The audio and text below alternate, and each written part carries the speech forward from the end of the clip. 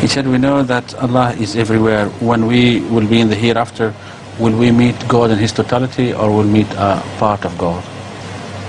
There is no question of God having any part. The problem is that you cannot visualize God because laysa kamithlihi shay'un. One who has created out of nothing. No human being, no person who has been created can ever create out of nothing.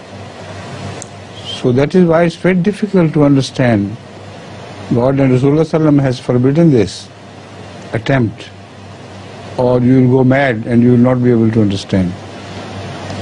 So have faith and have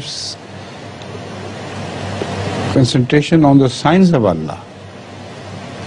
The Holy Quran is so full of signs of Allah,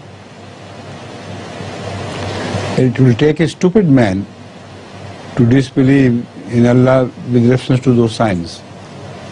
The Holy Quran speaks of the past, unknown past, how man was created, how before man something else was created, and so many things which I have mentioned in my book Revelation, which if you concentrate, you will be amazed that after the Holy Quran it's impossible not to believe in God, but also impossible to understand Him.